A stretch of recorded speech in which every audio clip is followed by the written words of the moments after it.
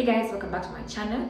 We're in my bathroom today, so excuse the echo, but I'm here for a reason because I need to wash my hair, and I figured it's been a while since I did like a wash routine video. I don't like calling it a wash day because it really doesn't take a whole day to wash your hair. So without further ado, let us begin. I'm just gonna be showing you guys what I do. So of course this is what works for my hair. It may not work for yours. I'm sure you can get a few tips from my process. Of course I can also get a few tips from you guys' process. So if you have any more pointers you'd like to add or things you think that would help, add them into the comment section. Never know, you could be helping. So I've talked for long enough, let's begin. I think it's been like 3 weeks since I last washed it, so it's really old and dirty.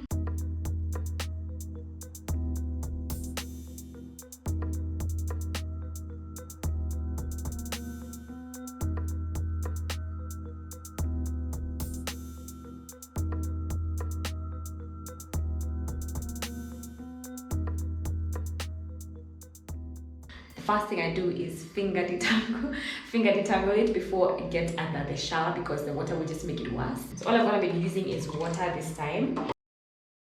Many people swear by prepooing. I used to do that some time back. If you don't know what prepooing is, it's basically like pre-shampoo. It's a pre-shampoo treatment process. Basically what you're doing is like you're preparing your hair to deal with shampoo. One, it protects your hair from harsh shampoos by layering it up with something, either like an oil. Well, most people use an oil, other people use conditioner. So it just depends on preference, really. The other thing it does is it protects your hair from hydral fatigue. It's your hair getting tired because of a lot of water in and out of your hair. In its most basic definition. So this happens a lot if you're the type of person who moisturizes a lot. There is such a thing as over moisturizing. So that means your hair is constantly getting wet, drying, getting wet and drying, getting wet and drying. So of course that expansion and contraction makes your hair weak over time. So oil helps prevent that, or protects your hair from that, because it coats your hair so that your hair doesn't take in so much water as you're washing it. I don't over moisturize. To be quite honest, I don't even moisturize as much as I should. So I don't think that's a big problem for me. And also I don't like the feeling of like a lot of oil on my hair. So I just don't do it. The only reason I put oil in my hair while I'm detangling is just to give it more slip and help it soften my hair as I detangle it. But I wouldn't necessarily sit with it for like 30 minutes before I shampoo. I'm just wetting my hair with some water. I simply dampen my hair with water and then detangle it. Sometimes I use oil, sometimes I don't. It just depends on whether one, I have it, or two, if I feel like. And also if my hair is like thoroughly tangled, especially if like I've worn my hair out in like a puff or twist out or braid out, you know, those things. But right now it doesn't really feel that tangled. So I'm just gonna split that section into even smaller sections and detangle with my fingers as I go. This pretty much constitutes my detangling process. And then once I'm happy and sure that the entire section is tangle free, I will go ahead and twist it and move on to the next until I've detangled my entire head.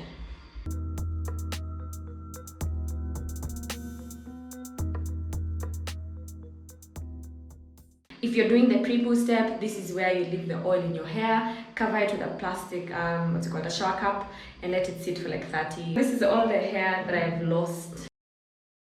The first thing I do is simply wet my hair under the shower.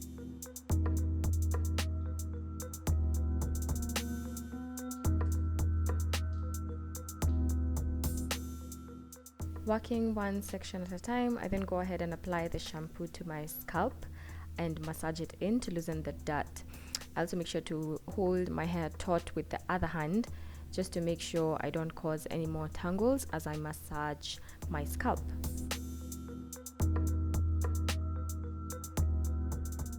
I then go in with my scalp massaging brush. This is the vibrating one from Vanity Planet. I got it years back just for that extra scrubbing. It's not painful. The bristles are made of rubber, so they're soft, and they just gently massage my scalp. Notice how I mainly focus the shampoo on my scalp because that's where most of my buildup is, and the dirt that's on my hair is going to be washed out as I rinse the shampoo off my hair.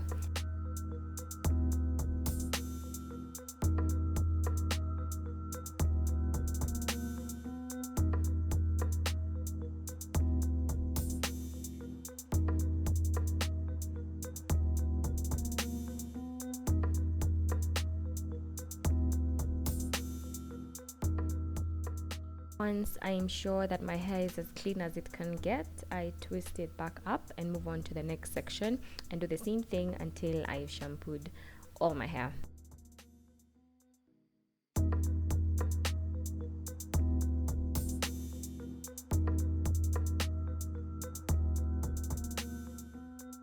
So when it comes to shampooing, I think the most popular opinion that I know of is avoiding sulphate shampoos. And I agree and disagree with this to some extent because once I get it, it can be stripping for your hair. But I also understand that there are times where what you need is a shampoo with sulfates, especially if you've used heavy products or you've not washed your hair in a very long time, or you've used products with like mineral oil or what's the other one? Silicone. Products that leave like a film or like a layer on top of your hair. So you need, allow me to call it the gag removed. I believe that sometimes in such cases, a sulphate shampoo is the best option because that way you're sure that your hair is completely clean. Comes down to what you feel your hair needs and how you treat your hair after the shampoo. Because yes, your hair might be stripped to some extent, but if you put back that moisture during your deep conditioning process, really you should be fine.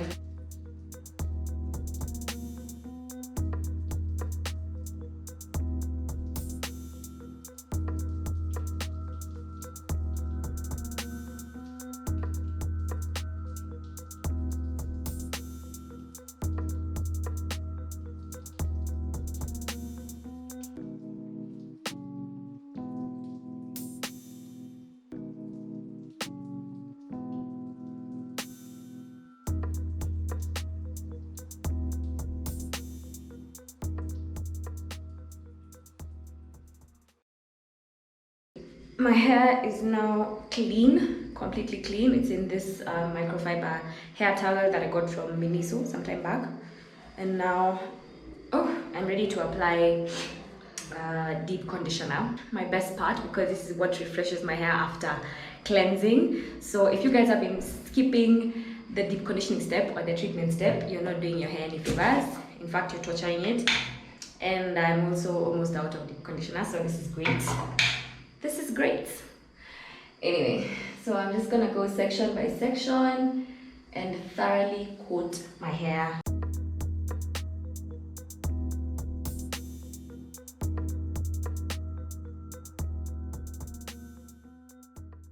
A popular opinion about deep conditioners that I don't agree with is using DIY deep conditioners, like mashing up fruits or vegetables or whatever and then applying those to your hair as a deep conditioner. I mean, I'm not gonna refute that it does make your hair softer because I've tried it before. I think I tried avocado. My dad was super pissed. But yes, it did make my hair super soft, I'm not gonna lie. But the thing is, they're topical, so their effects won't be long lasting because they don't penetrate your hair strands because the molecules are too oh my god, it's not gonna be enough. The molecules are too big to actually penetrate your hair and do what they're supposed to do for the entire period of time until the next time you wash it. I've noticed it with my hair when I did do like a DIY avocado. I mashed some avocado and maybe banana, I don't know what else I put in there. And of course some oils. Once I rinsed it out, my hair was softer, but after a few days, my hair was back to being dry and brittle. The minute you wash your hair and get rid of that, it goes, all of it goes. None of it has penetrated your hair, so none of it will stay in there throughout the duration of your, how long you make your hair last before you wash it again. So yeah, that's why I don't really like using, I wouldn't use DIY deep conditioners, I'd buy store-bought deep conditioners because they are formulated to penetrate the hair and bind to your hair strands, make sure it's moisturized, strengthened, all of that good stuff, and that way it lasts as long as it should. The other one is, honestly, it's pretty obvious, I believe. Those things are hell to rinse out. Mashed banana, my goodness, the one time I did that, I think I had banana in my hair for like a week. When it comes to DIY deep conditioners, honestly, I wouldn't advocate for them, but I do agree that they can be effective to some extent. I could be wrong anyway. I'm not a scientist, I'm not a hair scientist, so I'm just speaking from experience. Those are my 2 cents. Take it or leave it. I mean, if it works for you, it works for you. Keep doing it. That's fine. But for me, it was very, very temporary. And that's never happened with me when I used this store-bought one. And I think I only use one deep conditioner, to be honest. This oilless one, I'm obsessed with their hair mayo. I've been using it for years. I think ever since I was in like high school or something. This is the last section. I think itatosha. So at this point, feel free to use a comb also to comb the product through and make sure it gets everywhere. Yeah, I just split and add where I need to because I'm not the biggest fan of combs. Yeah. The point is to just make sure all of your strands, every single strand, is covered with deep conditioner.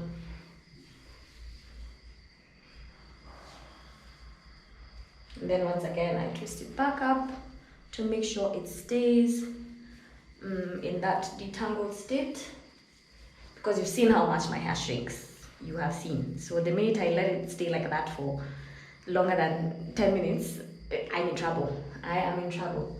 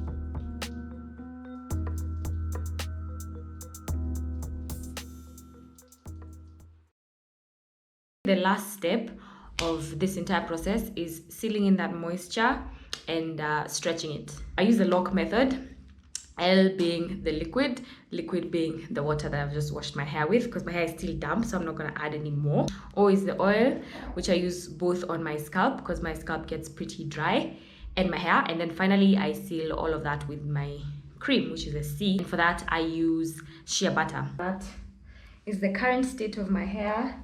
Very bouncy, very clean, smells really nice also. First thing I do is oil my scalp because it gets really dry. I've been doing it for years and it works for me. After that, I go ahead and oil my hair, the hair strands themselves, to begin the sealing process.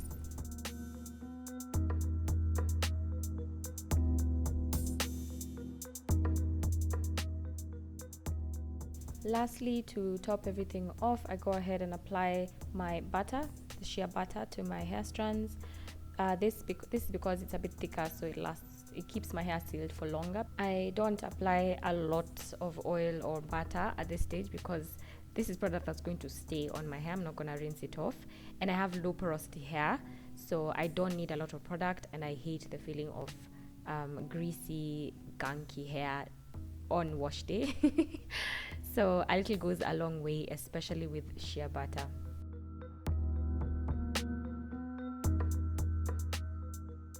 Once I'm done with sealing, I go ahead and thread my hair to make sure that it dries in a stretched state. The process is simple.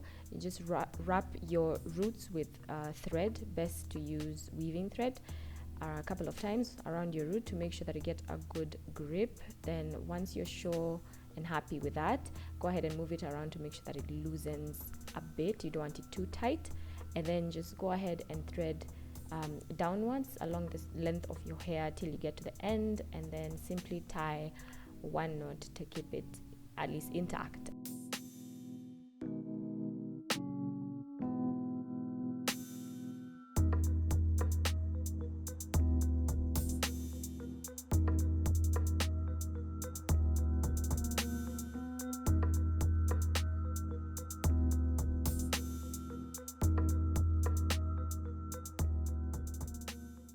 I am officially done. We started at, was it 8? It's now 11:24 p.m. So that's what, like 3.5 hours.